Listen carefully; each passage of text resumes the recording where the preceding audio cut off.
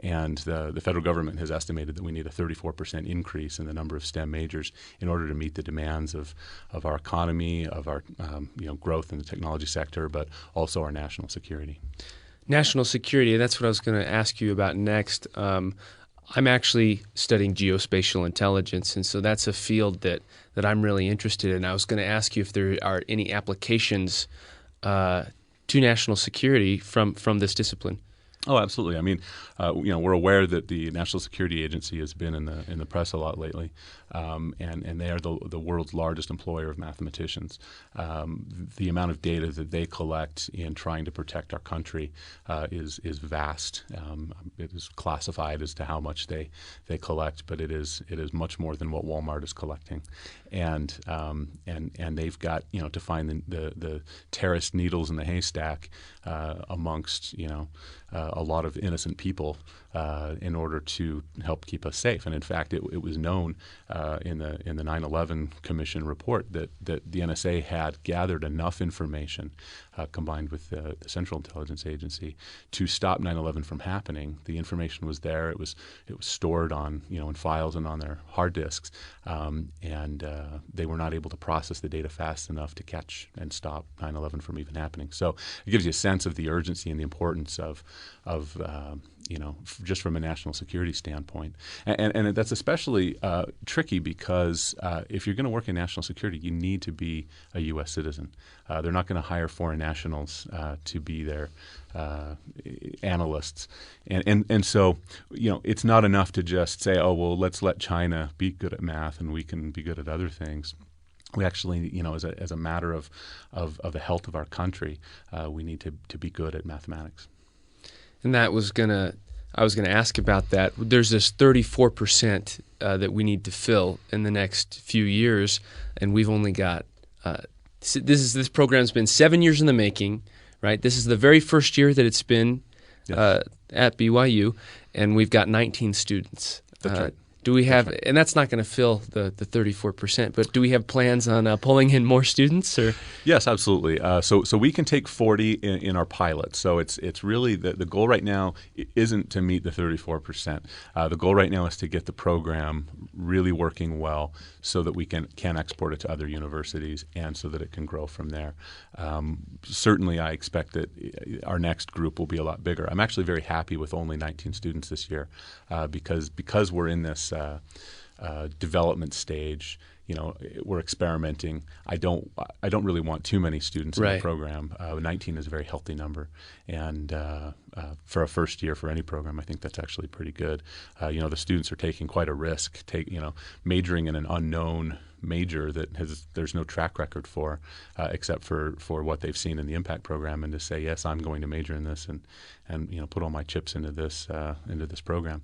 So we're really pleased with that number, but to meet the 34%, we've got to grow significantly, and we've got 10 years, according to the federal government, to do it. And you're going to continue to receive funding from them as that 10 years goes on? We've got 4 years of funding right now.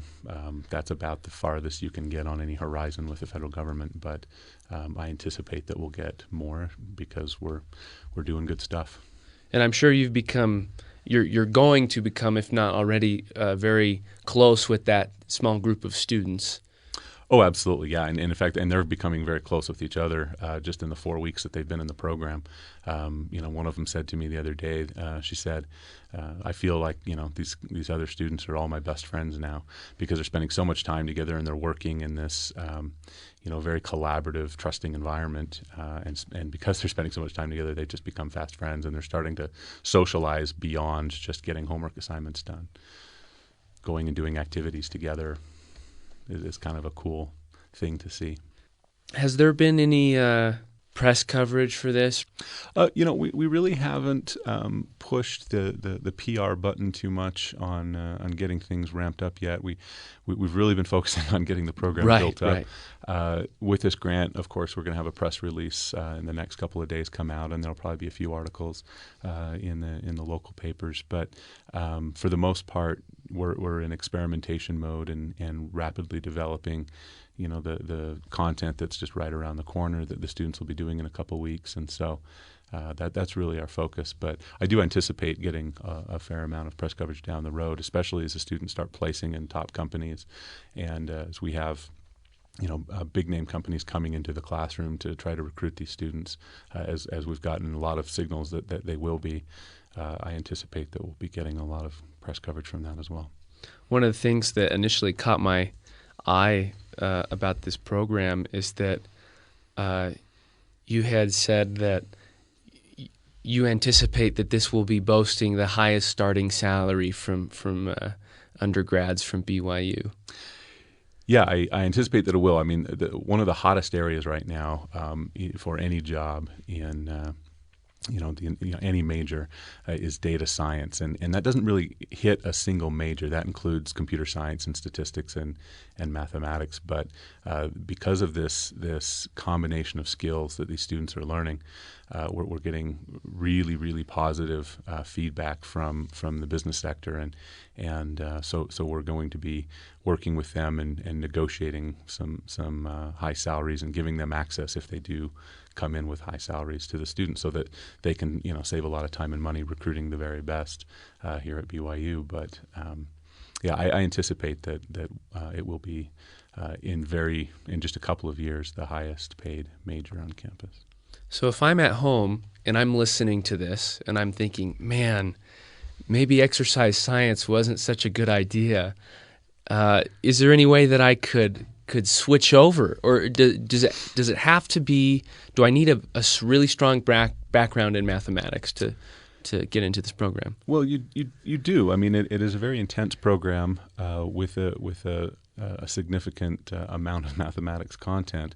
Our philosophy is that grit matters more than talent. That the students who are willing to work hard and to persevere are going to be successful, and that's our observation. With the impact program, and what we're seeing already is that people maybe have different starting points based on just natural talent, but the ones that work the hardest and the ones that persevere are the ones that wind up on the top.